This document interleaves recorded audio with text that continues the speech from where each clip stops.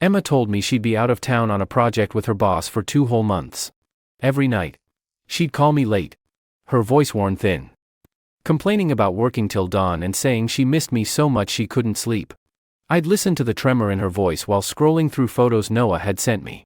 In them, she and Oliver wandered the night market with his arm wrapped around her waist, kissed on the beach, and drank red wine on a hotel balcony. I never said a word. Every day I'd reply the same way, "You work so hard. Baby. Get some rest." Then I'd sit alone in the living room, slowly packing her clothes, makeup, and jewelry into cardboard boxes, one piece at a time. The day she came back, 2 months later, she pushed open the front door and found the living room full of people. The bracelet on her wrist, a gift from that other man, glinted harshly under the overhead light. The day Emma left, I drove her to the train station myself. She wore that dusty pink trench coat, pulled her brand new suitcase behind her, and turned to smile at me. 2 months'll fly by. Honey. I nodded and wheeled her suitcase to the security checkpoint. Text me when you get there. Okay. She stood on her tiptoes and kissed my cheek, then turned and walked away. I stood there watching her back vanish through the turnstile. Something had already felt off in my gut by then, but I didn't let myself go there. We'd been married for years. After all, Emma could be vain sometimes, but she'd always been decent enough. A business trip was normal. Her company had landed a big project out of state. Her boss was leading the on-site team, and she was a core member. 2 months away made perfect sense. I went home, heated up a bowl of noodles, and ate while scrolling through my phone. On her first day there, she sent a photo of her hotel room, a standard business king room, with company file folders spread across the desk. Just got in.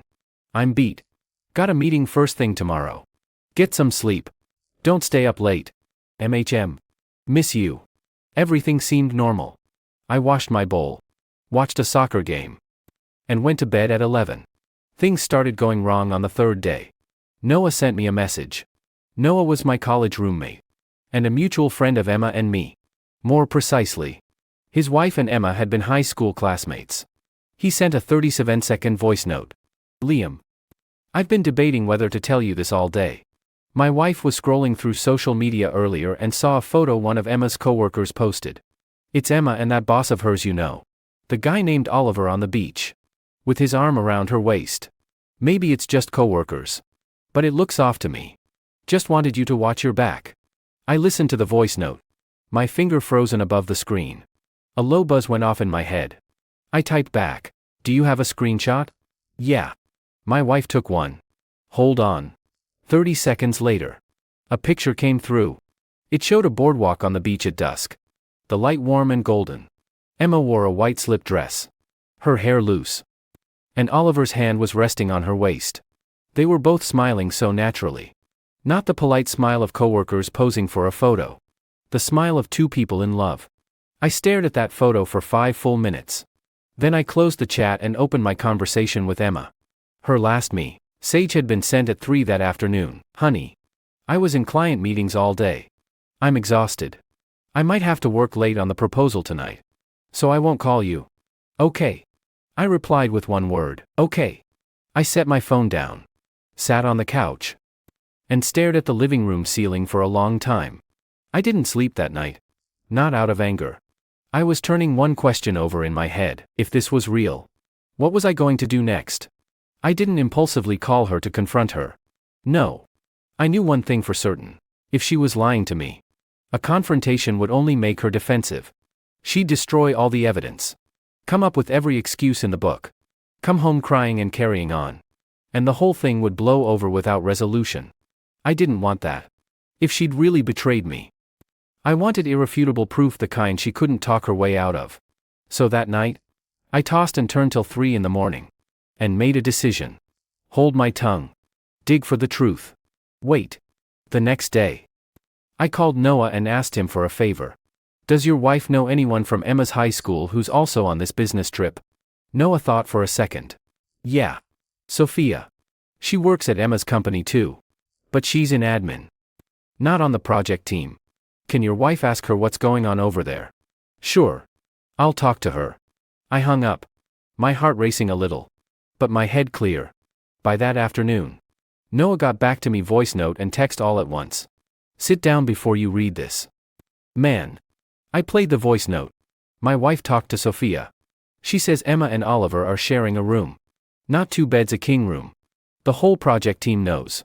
But no one dares say anything. Sophia says they have a little group chat where everyone talks about it behind their backs. Then came a screenshot. It was a chat between Sophia and Noah's wife. Which read, they don't even try to hide it. They eat together. Leave together. And go back to the same room every night. No one says anything to their faces. But everyone on the team judges them for it. I set my phone face down on the table. Deep breath. 1, 2, 3. Okay. It was confirmed. Strangely enough. My chest hurt less in that moment. Because the worst part wasn't the truth, it was the not knowing. Now that I was sure, I calmed down. Over the next week, Noah sent me more and more evidence. There were photos Sophia had seen in the project group chat, Emma and Oliver having a candlelit dinner at a trendy local restaurant.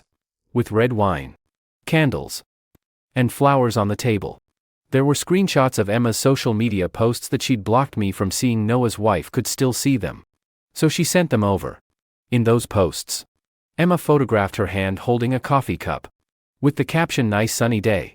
But in the background, a man's hand rested right next to her wrist. Another was taken at an amusement park. On a carousel. She was grinning from ear to ear. And someone commented, "Who took this?" She replied with a shy emoji. I saved every single one into a separate photo album. I named it Evidence. Meanwhile, Emma still called me every night. "Honey, I worked till 9 again today. The client shot down our proposal. I'm falling apart. You're working so hard. Get some rest. Make sure you eat properly. Okay. Don't just order takeout all the time. I know. I miss you. Miss you too." I played my part perfectly. My tone was gentle. My concern genuine. I said all the right caring things. Asked all the usual thoughtful questions. I even sent her a care package of snacks once. When she got it, she video called me excitedly to show me. On the video, she wore a hotel bathrobe. Her hair damp. And the king room was visible behind her. Only one side of the bed looked slept in. On the other pillow, there was a single short dark hair. I saw it. But I said nothing. I just smiled and told her to dry her hair soon so she wouldn't catch a cold. After I hung up, I took a screenshot of that frame. Added it to the folder. Days passed one by one. By the 3rd week, I asked Noah to look into Oliver's background.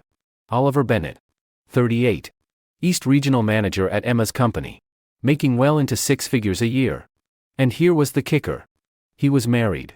Had an 80-year-old daughter. His wife's name was Charlotte. Stayed home with their kid in their hometown. When Noah sent me all this information, I laughed. Not a bitter laugh, I genuinely thought it was absurd. The man Emma was seeing had a family of his own. 2 people.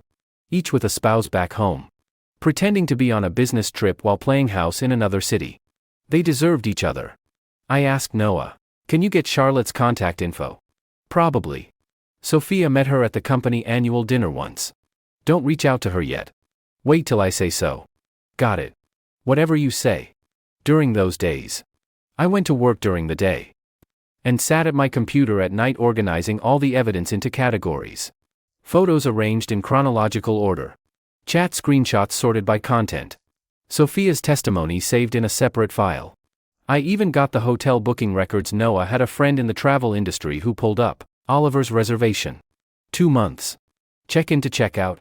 Same king room the whole time. Emma had told me the company arranged shared rooms. And that she was staying with a female coworker named Lucy in a twin room. I'd even tested her once. Casually, "Is your roommate Lucy a loud snorer? You mentioned you weren't sleeping well." Emma paused for a beat on the other end of the line. Then laughed. "Oh yeah. She snores so loud. Even earplugs don't help." I said oh. And thought to myself, Lucy didn't even go on this trip. I'd already checked. By the end of the 4th week, my folder held over 60 photos. More than a dozen witness statements. Hotel record screenshots. And a timeline of every single lie Emma had told me. I made a spreadsheet. Left column, what Emma told me. Right column, the actual truth. Worked till 11 tonight. She'd been spotted at a bar with Oliver that same night. So annoyed the proposal got rejected, she'd posted a sunset beach photo on her feed that day. Presenting to the client tomorrow, she was actually waiting in line at a popular tourist spot. Every line matched up. Every single one was damning. Irrefutable proof. I saved the spreadsheet and closed my laptop. I stood on the balcony and smoked a cigarette. Emma didn't know I smoked. I'd quit before we got married. For her. Didn't matter anymore. Week 5. I started putting my plan into action. Not out of impulse, it was all calculated. First, I contacted a lawyer. Ava. A college classmate of mine who specialized in family law. I laid out the situation briefly. And she gave me her professional take. You've gathered more than enough evidence. If this goes to divorce court, all of this can be submitted as proof of marital misconduct. But if she's willing to do an uncontested divorce, it'll go a lot faster. What about the property? Marital assets are split according to law. But if you can prove she's at fault, you can argue for a larger share. Do you have any joint debt? No. The house I bought outright before we got married. In my name only. The car's mine too. Then you're in a very strong position. Does she have any large assets in her name? She has about $150,000 in savings. That's marital property. So it would normally be split evenly. But given her misconduct, you'll most likely get 60% or more. I said okay. And asked her to draft a divorce agreement template. Then I did the second thing. I called my parents. Mom. Dad. Can you come stay with me for a couple days on the 15th next month? My mom Diane sounded delighted over the phone. What? Is Emma coming home? Gonna cook us a nice meal? Something like that. I have something I need to tell you in person. What is it? Good news or bad? You'll see when you get here. Just come. My mom was confused. But she agreed. Next I called Emma's parents. Her dad Thomas answered. Liam. What's up? Dad. Emma gets back from her business trip on the 15th. I wanted to invite you and Mom over for dinner. She's been gone 2 months. I know you've missed her. Thomas agreed readily. Sounds great. We've missed our girl. I said okay. Both sides of the family were locked in. The last thing I started packing up Emma's things. Not tossing everything out in a rage. One by one. Neatly. Carefully. Her clothes sorted by season. Folded crisply. Placed into large cardboard boxes. Her makeup and skincare products organized by type into a big storage bin. Her shoes wiped clean one by one. Put back into their original boxes. Her entire jewelry box packed up whole.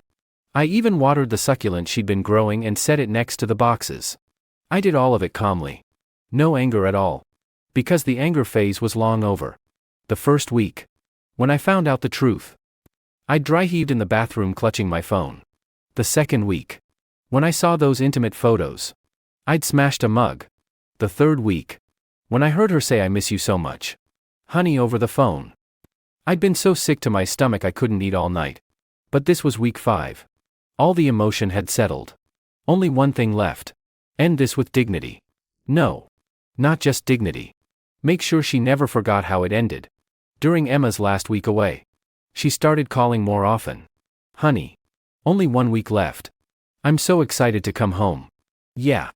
I'm waiting for you. Have you lost weight? I bet you haven't been eating right while I've been gone. Nope. Actually gained a couple pounds. Ugh. Fine. I'll cook you something good when I get back. Sounds good. Make your famous braised pork ribs. She laughed sweetly on the other end. I laughed right along with her. In that moment, I remembered what we were like when we first started dating.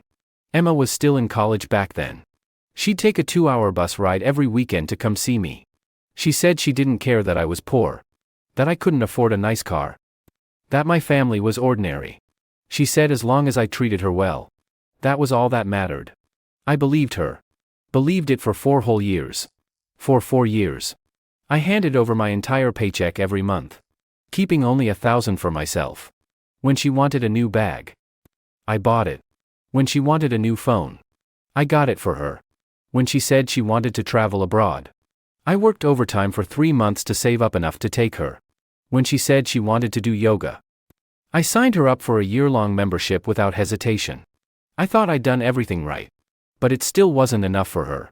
She thought my salary was too low compared to Oliver's. She hated that I couldn't afford a $40,000 car. She resented that I couldn't take her to fancy places. So when a better man came along, she threw herself at him without a second thought. Didn't even have the decency to respect me. Fine. Then don't expect me to go easy on you. 3 days before she was due back, Noah sent another batch of photos. These were the worst ones yet. Pictures of Emma and Oliver by the pool at some resort hotel. Emma in a bikini. Oliver's arms wrapped around her from behind. Their bodies pressed close. 2 cocktail glasses sat on the lounge chair beside them. I saved the photos. Added them to the folder. Enough. I sent Noah 2 words. He replied, "You holding up? Man. Don't worry about me. I'm fine." And I was fine. Everything was ready. The lawyer had the divorce agreement drawn up. Both sets of parents confirmed they'd be there on the 15th. All her things were packed up 6 big cardboard boxes stacked neatly in the corner of the guest room. On the coffee table, I set down a black folder. Inside were the 60 printed photos, arranged in chronological order. First page, the beach boardwalk photo with his arm around her waist. Last page, the pool bikini shot. In between, hotel records. Social media screenshots. Printed witness statements. I'd written the date and source in the bottom right corner of every page. It looked like a complete case file. All I was waiting for was the 15th. The 15th arrived. My parents had gotten there the night before. My mom walked in and immediately started fussing about cleaning the place. But I stopped her. "Mom. Do it tomorrow. Just rest tonight." She looked me over. "Son. You've lost weight." "No. I'm fine. You've got dark circles under your eyes. You haven't been sleeping right without Emma here." I didn't reply. My dad Robert was a quiet man. He sat on the couch for a while, then went to the guest room to sleep. The next morning, Emma's parents showed up. Her mom Margaret smiled as soon as she walked in. "Liam. You've kept this place nice and tidy all by yourself for 2 months." "I manage." "Mom. What time's Emma getting in?" She said around noon. "Good. I'll go check the fridge and see what we've got. Make her something nice for lunch." I said okay. The 4 elders sat in the living room chatting. The atmosphere pleasant enough. My mom even complimented Emma to Margaret. "That girl works so hard. 2 months away on business. It's not easy." Margaret nodded with a smile. "She's always been driven. Ever since she was little." I stood nearby pouring tea. Smiling politely. Saying nothing. At 10:30 in the morning, Emma texted, "Honey. Just got off the train. Taking a cab home. Be there in about half an hour." I texted back, "Okay. Text me when you're at the door. I'll come down to help." "Okay. Love you." I put my phone back in my pocket. Walked to the guest room and glanced at the 6 cardboard boxes. Walked back to the living room. Flipped open the black folder on the coffee table to double-check the order. Then closed it again. Set it right in the center of the table. At 3 minutes past 11. Emma texted that she was downstairs. I didn't go down to meet her. I texted back, "Door's unlocked. Just come on up." "Okay." A minute later. The sound of the lock turning. Emma pushed open the door. She wore a brand new cream-colored dress. Her hair styled. Makeup flawless. She dragged her suitcase with her left hand. And on her right wrist glinted a silver bracelet with a heart-shaped charm. I'd never seen that bracelet before. She walked in smiling. Calling out, "I'm home." Then she saw everyone in the living room. Her smile froze. Faltering for a split second. "Dad. Mom." She looked at her parents. Then turned to mine. "Mr. and Mrs. Carter. What are you guys doing here?" My mom smiled. "Liam invited us over for dinner. We haven't seen you in so long." Emma quickly pasted on a bright smile. "Ah. Why didn't you tell me? I would have gotten ready." She leaned her suitcase by the entryway. Slipped off her shoes. And hurried into the living room. That's when she spotted the black folder on the coffee table. She paid it no mind. Assuming it was work stuff. And sat straight down on the couch. Ugh. You guys. This trip was exhausting. I was running around nonstop for 2 months. Margaret took her hand. Looking concerned. "You've lost weight. Mommy's gonna fatten you back up." Emma leaned against her mom's shoulder. Whining playfully. "You're the best. Mom." I stood off to the side. Watching the whole scene. When she'd finished her little act and sat up straight, I spoke. Emma.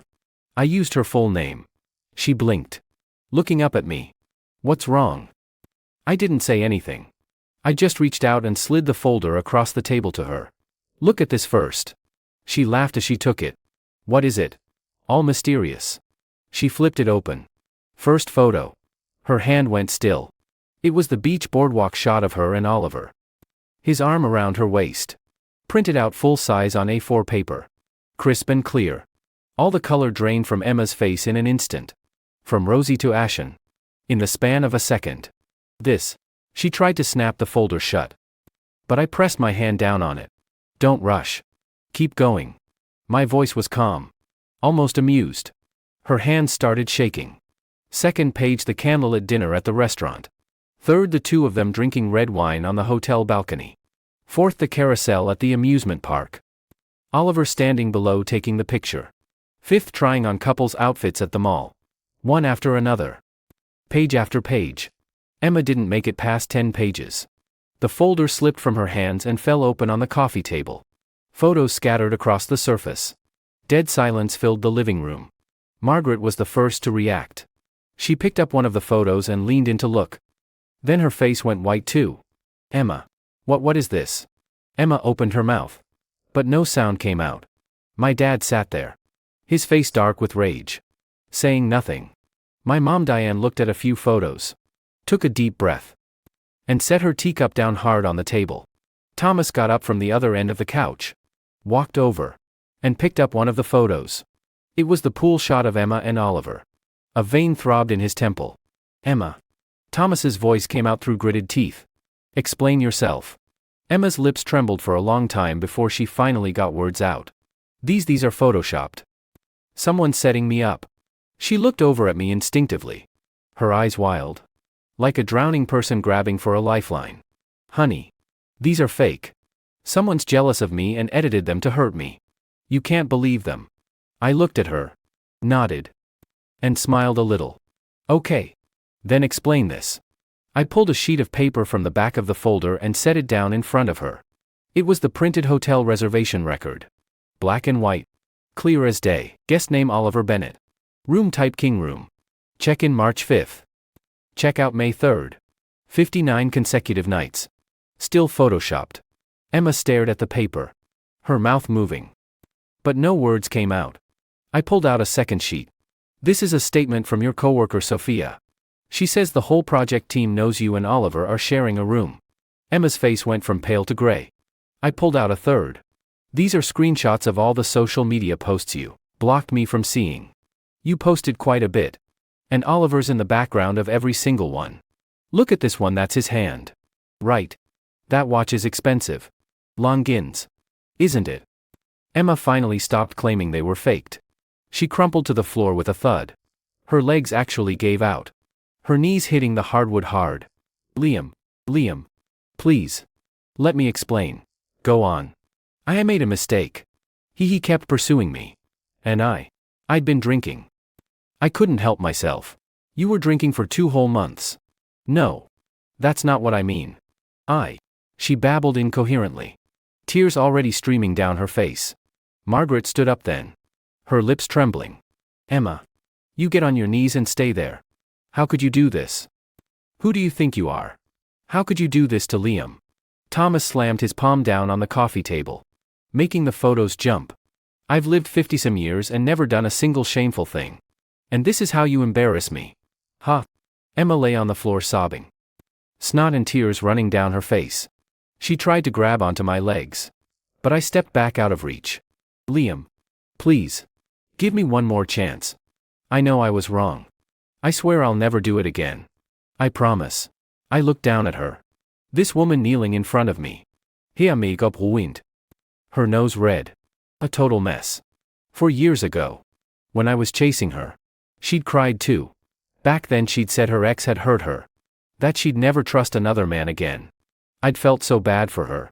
I'd sworn I'd never make her cry again. Looking back now. It was laughable. Emma. Do you have any idea what these past 2 months have been like for me? She looked up at me through blurry tears. Every night I'd listen to you whine on the phone about how much you missed me. How tired you were from working late. Then I'd hang up and scroll through photos of you all over some other guy. Her whole body was shaking. Do you know what that felt like? I crouched down. Meeting her eye level. Sickening. I said the word softly. But Emma flinched like I'd slapped her. I'm not here to fight with you. I stood back up and pulled a document out from under the coffee table. The divorce agreement. Sign it. The house is mine. Premarital property, no split. The car's mine. No split. The savings in your account you can keep. I don't want it. Everything I'm entitled to in this marriage is laid out clearly in the agreement. Take a look. See if you have any issues.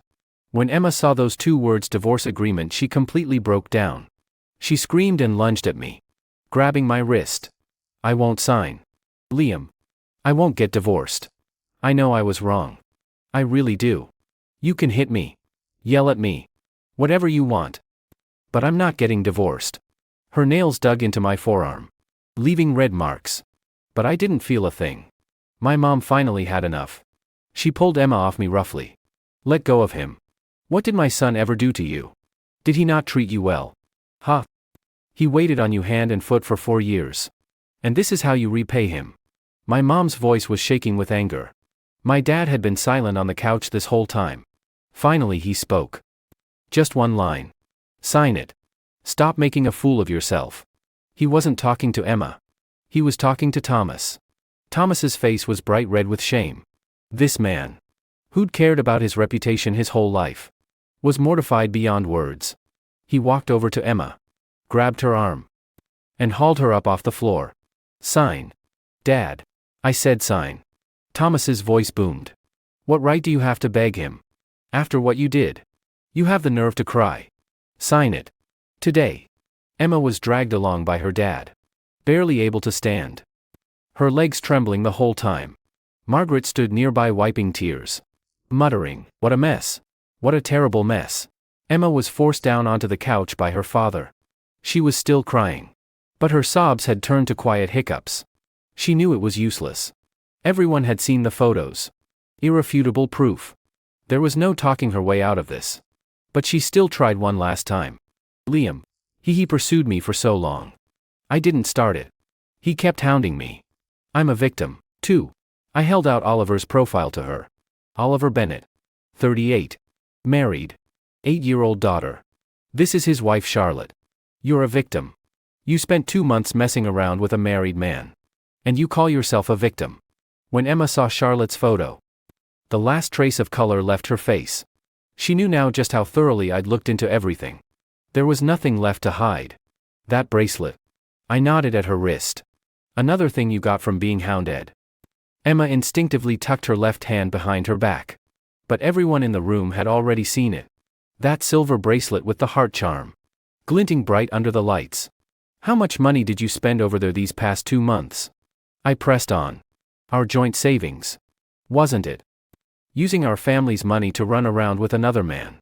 Emma hung her head. Silent. Tears dripped one by one onto her dress. I took a deep breath, keeping my voice steady. Fine. If you won't sign. That's okay. I stood up straight again, looking right at her. I've already consulted a lawyer. The evidence of your infidelity is solid. Taking this to court will only be worse for you. It won't just be about dividing property. Your reputation. Your job. Every social connection you have in this industry, all of it will suffer. Emma's head snapped up. What are you saying? I'm saying it's simple. Sign today. And we part ways cleanly. All your things are packed up for you, 6 boxes. Nothing missing. Sign now. Take your stuff. And this is over. But if you don't sign, I paused. I'll file for divorce. And I'll send all this evidence to Charlotte, Oliver's wife. She deserves to know what her husband's been doing behind her back. Emma's pupils blew wide. You can't. Of course I can. But his wife will make a scene. He'll lose his job. That's his problem. I stared Emma dead in the eye, enunciating every word. You're actually worried about him right now. Emma went quiet. The living room fell silent for a dozen seconds. Thomas walked over, picked up the divorce agreement, flipped through a couple pages to read the terms. Then he set it down on Emma's lap, his face impassive. Sign. Dad. Can't you just? I can't help you. Thomas's voice was hoarse. And I won't. You made your bed. Now lie in it. Emma looked at me one last time. There was regret in her eyes. Resentment. Self-pity. But no real apology. I could tell. She wasn't sorry she'd hurt me. She was sorry she'd gotten caught. I held out the pen. Sign it. Her hand shook so bad she could barely hold it. It took her 3 tries to write her name legibly. The second she finished signing, she collapsed back onto the couch. Like all the bones had been pulled out of her body. I folded up the agreement and slipped it into an envelope. Your boxes are in the guest room. 6 of them. I can help you carry them down if you want. Emma didn't move. She sat there like an empty shell. Margaret went over and took her hand. Come on. Baby. Come home with Mom. Emma let her mom pull her up. And stumbled toward the guest room. As she passed me, she stopped. Liam. She said my full name. I looked at her. Did you ever even love me? The question almost made me laugh. Emma. You should be asking yourself that. She said nothing else. And let her mom lead her into the guest room. I heard muffled sobs coming from inside. Thomas and Margaret helped Emma carry the boxes downstairs. They made 3 trips back and forth. Thomas didn't say another word the whole time. But on his last trip up, he stopped in the doorway and looked at me. Liam. I'm sorry. Those 3 words. Coming from a man in his 50s. Weighed so heavy I almost felt bad for a second. It's not your fault, sir. This was her choice. Thomas nodded. Dragged the last cardboard box out the door. And left. When the door clicked shut, only my parents and I were left in the living room. We sat in silence for about a minute. My mom spoke first. Her voice wobbly. Son. Are you okay? Yeah. I'm fine. Why didn't you tell us sooner? You carried this all by yourself for 2 months. Telling you would have just made you worry. I wanted to handle it cleanly first. My mom's eyes welled up. She walked over and hugged me. She was a head shorter than me. Her arms couldn't reach all the way around my back. But she patted me hard. My good boy. You did the right thing. That woman wasn't worth your tears. My dad sat on the couch. Quiet for a long time. And finally said just one thing. Clean up. Let's go out for a nice meal. I smiled a little. Okay.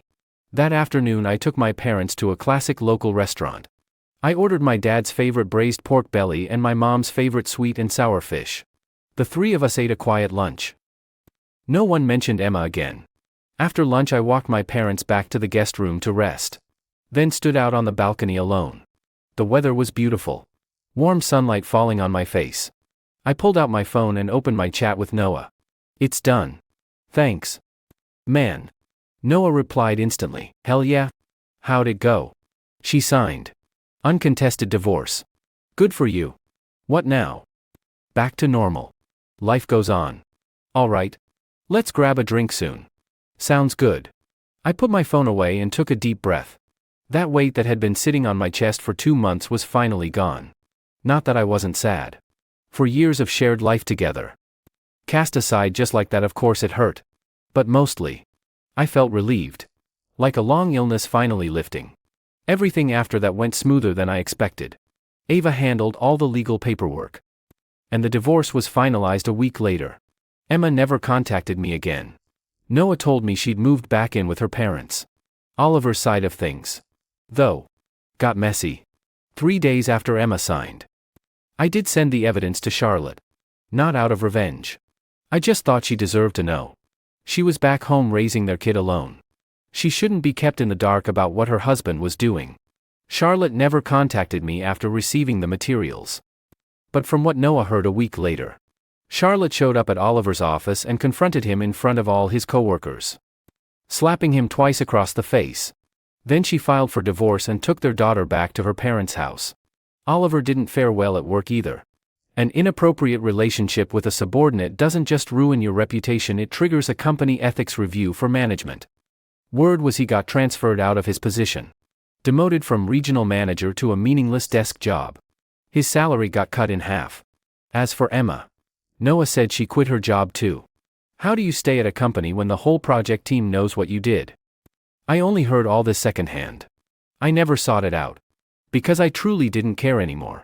The first month after the divorce, I redecorated the whole house. New sheets. New curtains. Got rid of all the frilly pink decor Emma had picked out. Replaced everything with the slate blue tones I liked. Bought a new coffee maker. Ground myself an Americano every morning. Signed up for a 3-month gym membership. Went every other day. No more rushing home to call someone and check in. I could work late if I wanted.